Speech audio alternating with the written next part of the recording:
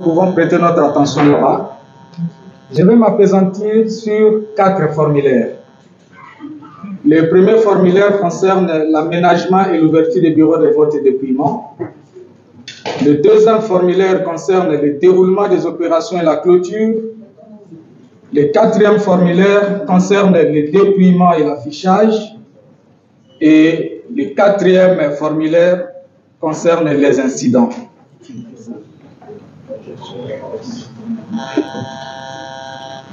Si vous pouvez permettre à ceux qui sont assis également de voir, ça serait intéressant.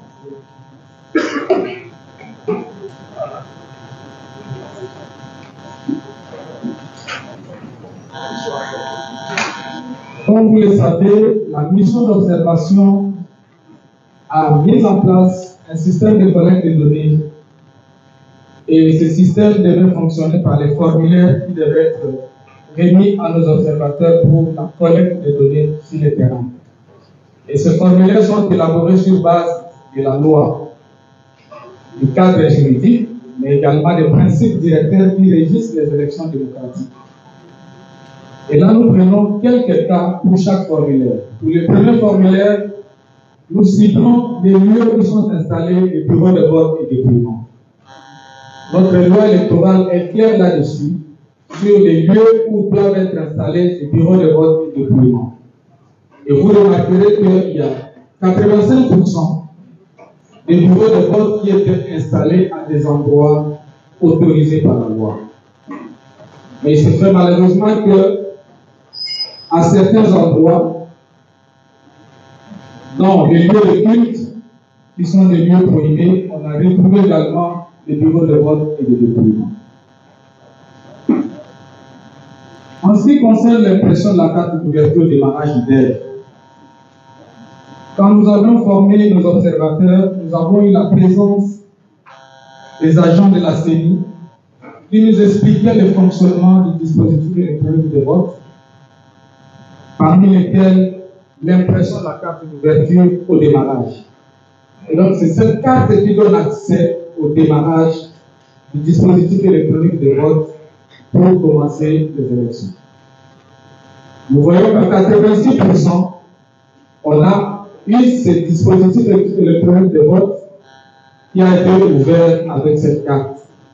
Mais à 13%, ce n'était pas le cas. Et vous comprendrez que zéro vote à l'ouverture nous donne déjà un nombre important de dispositifs qui contenaient déjà les votants avant l'ouverture du bureau de vote, qui est prévu par la loi à 6 heures.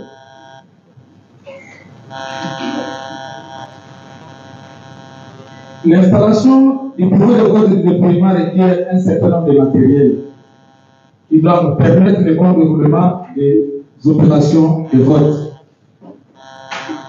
À 64%, on avait tous ces matériels.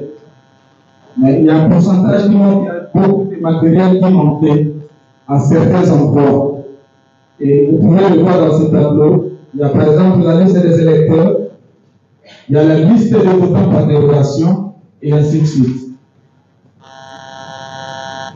Tous ces détails, vous l'aurez dans les rapports qui vous seront disponibles.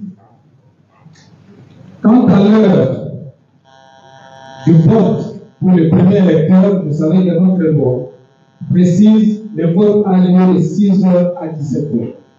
Et donc, c'est à 6h que nous devons voir le premier électeur qui vote. Il y a plusieurs fois voté à 6h. Par contre, beaucoup ont voté après cette heure-là et nous comprenons pourquoi certains n'ont pas voté à 6h. Quand nous allons parler des incidents. Mais pourquoi les bureaux n'ont pas ouvert à 6h? Il y a des raisons sur l'aménagement de ces bureaux de vote et de paiement, d'autant plus qu'il est requis qu'on puisse aménager les bureaux au moins 24 heures avant. Mais pour les questions de sécurité, on peut les faire le même jour, mais à condition que l'on puisse respecter l'heure de vote.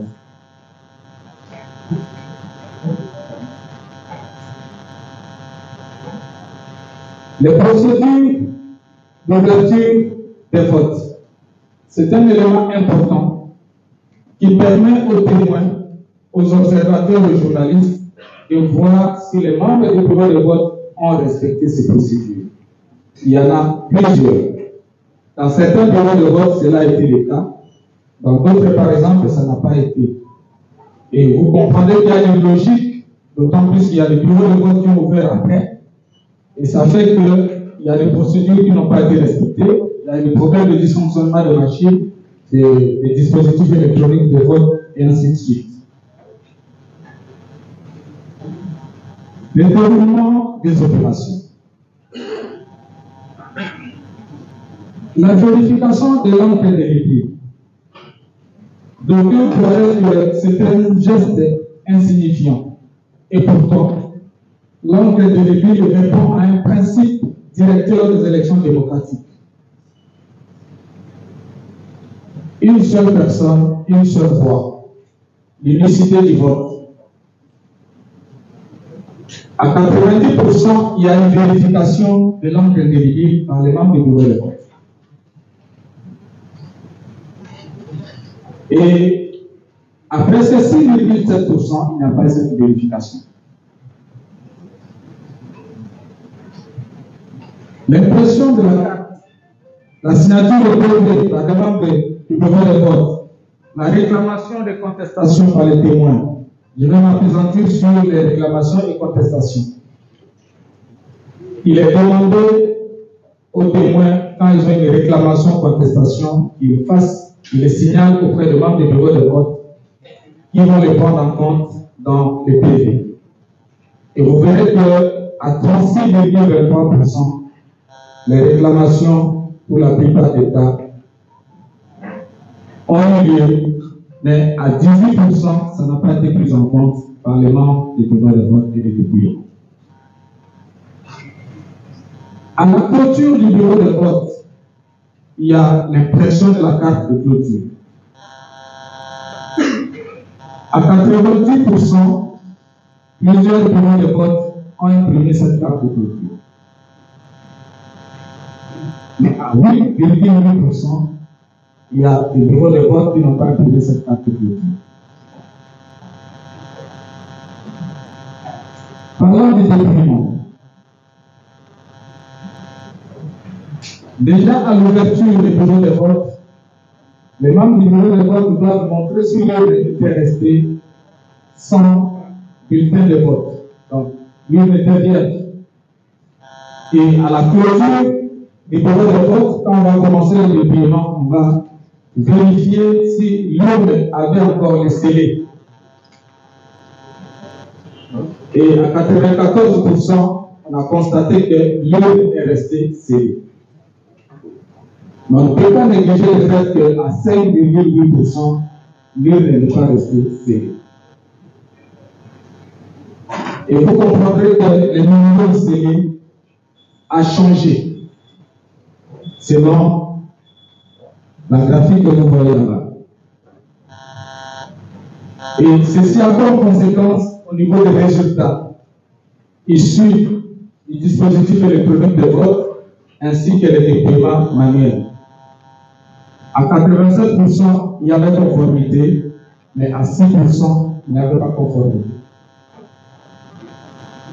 Et lorsque les témoins faisaient des réclamations, il y a des réclamations qui ont été prises en compte et d'autres non.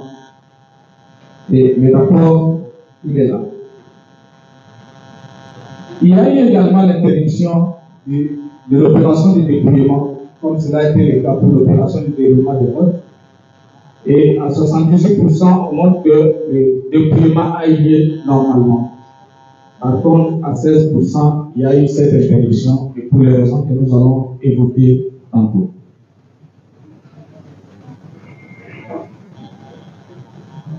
Pendant le dépouillement, il y a des parties prenantes qui sont présentes.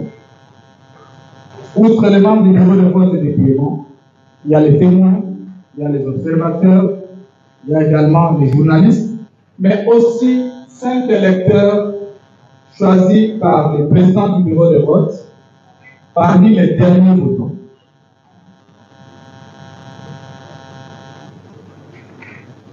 Ça nous montre qu'il y a eu 41,82% de cette présence de membres du bureau de vote des observateurs et témoins.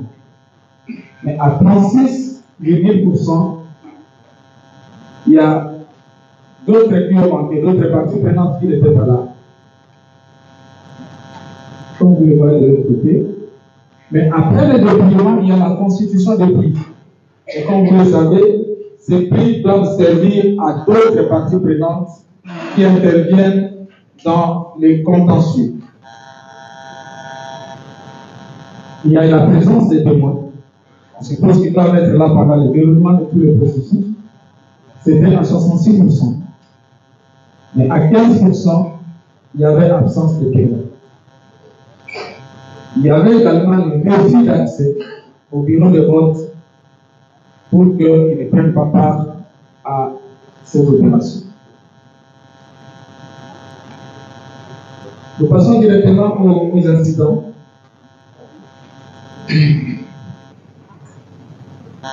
Quels sont les types d'incidents que la mission d'observation Symprocess a collectés? Il y a 38% de dysfonctionnement du dispositif électronique de vote. Et à 13%, les bureaux de vote n'étaient pas ouverts.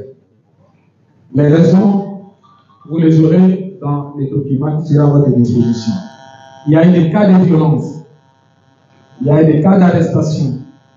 Et on a signalé aussi que nos observateurs étaient violentés. Il y en a qui étaient arrêtés même. Et parmi ces observateurs, il y avait des femmes. Il y a eu des cas d'achat de vote dans le bureau de vote et de dépouillement. On l'a constaté. Il y a des cas de bureaux de vote et de dépouillement qui étaient saccagés, incendiés. Nous avons documenté cela. Et vous aurez dans un document annexe un certain nombre d'incidents qui reviennent sur ce que nous avons documenté. Voilà un peu les quelques faits que nous avons observés, mais vous aurez tous ces détails dans un document qui sera à votre disposition pour en prendre connaissance. Je vous remercie. Et l'Église du Christ au Congo, à travers leur commission justice et paix, dans le but de contribuer à la promotion d'un processus électoral inclusif, transparent, compétitif et apaisé, qui accroît la légitimité des institutions étatiques et consacre ainsi la prévention de la paix, la cohésion et la stabilité en République démocratique du Congo. La MOE-SYNCO SCC se base sur les normes internationales pour les élections démocratiques ainsi que le cadre légal congolais. Elle met en évidence des recommandations spécifiques pour l'amélioration des processus électoraux à venir en République démocratique du Congo. Pour la réalisation de ces objectifs, la MOE a fait recours à une méthodologie d'observation électorale mixte qui allie l'observation dite classique avec un déploiement de 23 944 observateurs de court terme et 500 observateurs de long terme. Un dispositif de comptage dépouillement parallèle de vote pour la vérification indépendante des résultats sur base d'un échantillon aléatoire représentatif de 1056 bureaux de vote et de dépouillement dans les 26 provinces et 176 villes et territoires concernés par l'organisation des scrutins du 20 décembre 2023. Aussi, la surveillance électorale avec au moins 11 000 surveillants électoraux et 3 000 membres des clubs d'écoute sélectionnés parmi les radios communautaires affiliées à la SYNCO et à l'SCC, déployés dans les villes et chefs-lieux des territoires administratifs, de la RDC bien sûr, pour renforcer la couverture nationale en collectant spécifiquement les cas d'incidents qui sont documentés dans l'annexe de la présente déclaration. Une équipe de 15 analystes pluridisciplinaires a élaboré une liste de contrôles qualitatifs et quantitatifs composée de 5 formulaires d'observation du jour des scrutins, soit, je cite les différents formulaires que nous avons utilisés pendant cette période. 1. Aménagement et ouverture des bureaux de vote et de dépouillement. 2. Déroulement et clôture du vote. 3. Dépouillement. 4. Incidents. Et 5. Résultats présidentiels. La formation des observateurs a été réalisée en cascade. Une équipe de super formateurs a été mise à niveau à Kinshasa pour assurer la formation de 500 observateurs de long terme au niveau des chefs-lieux de province et dans la ville de Béni. À leur tour, les 500 ORT ont formé les observateurs de court terme au niveau des territoires et communes. Pour la remontée des données au niveau national, la MOE a recouru au système de collecte et traitement des données dénommé ELMO, développé par le Centre Carter. Ce système a permis aux observateurs de transmettre leurs rapports d'observation par SMS ou smartphone, et c'est en temps réel. 260 agents du call center recrutés au sein de l'Université catholique du Congo et l'Université protestante du Congo ont été formés et déployés en 7 call centers différents à travers 4 sites dans la ville de Kinshasa pour veiller à l'assurance qualité des données transmises, le suivi des observateurs à distance et la continuité des services en cas de dysfonctionnement du système ou coupure des SMS et Internet. Dieu merci, il n'y a pas de coupure. Ainsi, 42 796 rapports soumis par les observateurs jusqu'au 25 décembre 2023 ont été traités pour soutenir cette déclaration préliminaire.